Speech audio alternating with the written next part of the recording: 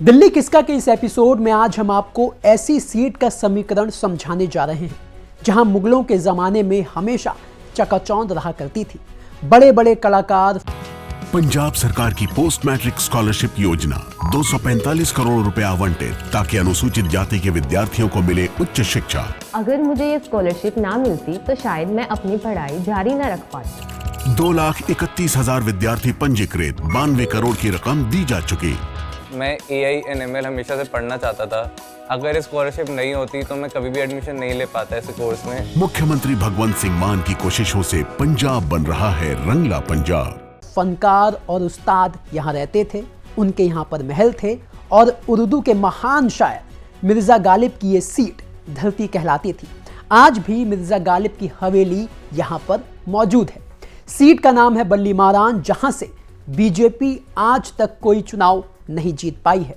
ये सीट कभी कांग्रेस का गढ़ हुआ करती थी, लेकिन साल 2020 में आम आदमी पार्टी के इमरान हुसैन ने कांग्रेस के सबसे बड़े मुस्लिम चेहरे इमरान हुसैन को तीसरे नंबर पर धकेल दिया और इसी के साथ इमरान हुसैन आम आदमी पार्टी के सबसे बड़े मुस्लिम चेहरे बन गए।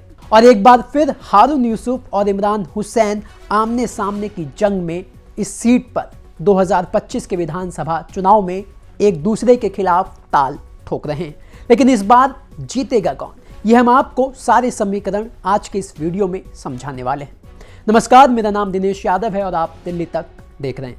तो सबसे पहले बात करें बल्ली मारान सीट पर आमने सामने के मुकाबले की, तो एक बार फिर आम आदमी पार्टी ने यहां से इमरान हुसैन को टिकट दिया है, तो वहीं कांग्रेस ने अपने सबसे बड़े मुस्लिम फेस हारून यूसुफ को यहां से चुनावी मैदान में उतारा है। तो वहीं बीजेपी ने अभी तक इस सीट पर कोई भी उम्मीदवार घोषित नहीं किया है। तो वहीं AIMIM के भी चुनाव लड़ने की चर्चा है, लेकिन कोई उम्मीदवार घोषित नहीं किया गया है। अब बात करें इस सीट से बीते 3 चुनावों में जीत हार के मार्जिन की, तो साल 2013 में कांग्रेस के हारून यूसुफ यहां से आखिरी बार 8,093 वोटों से जीते थे। साल 2015 में आम आदमी पार्टी के इमरान हुसैन 33,877 वोटों से जीते।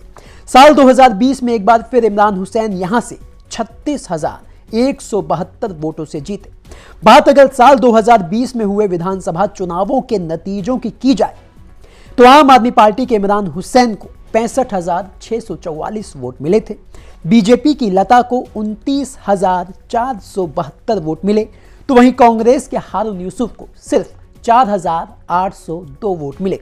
तो साल 2020 में इमरान हुसैन ने ना ये सीट भारी मार्जिन से जीती, बल्कि कांग्रेस के सबसे बड़े मुस्लिम चेहरे हारून यूसुफ का रसूख तक खत्म कर दिया।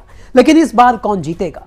आंकड़े ये बताते हैं कि इस सीट से लोकसभा के चुनाव में इंडिया गठबंधन के उम्मीदवार जयप्रकाश अग्रवाल काफी आगे रहे थे।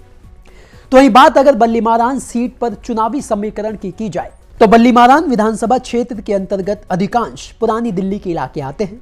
नई मतदाता सूची आने के बाद बल्ली मारान दूसरी सबसे कम मतदाता वाली विधानसभा सीट बन गई है, जहां पर कुल 1,53,231 वोटर हैं, जिनमें पुरुष वोटर 83,202 हैं, तो वहीं महिला मतदाता 70,013 हैं।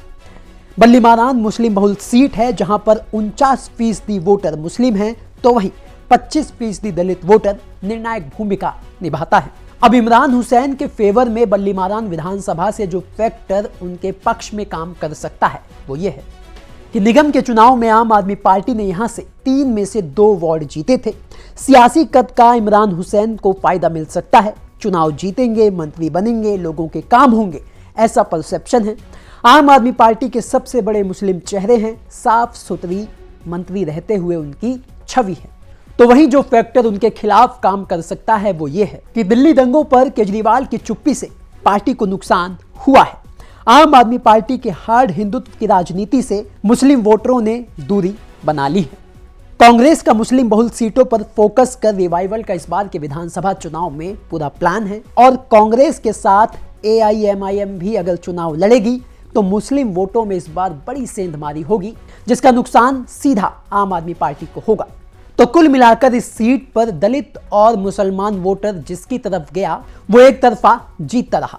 कभी ये वोटर कांग्रेस का हुआ करता था तो ये सीट कांग्रेस का गढ़ थी, उसके बाद ये वोटर आम आदमी पार्टी का हो गया तो तब से ये सीट आम आदमी पार्टी का गढ़ हो गई। लेकिन इस बार दलित और मुसलमान वोटरों के सहारे कांग्रेस अपना रिवाइवल प्लान ढूंढ रही है। वो अपना छटका हुआ वोट बैंक वापस लाने की कवायद में जुटी हुई है।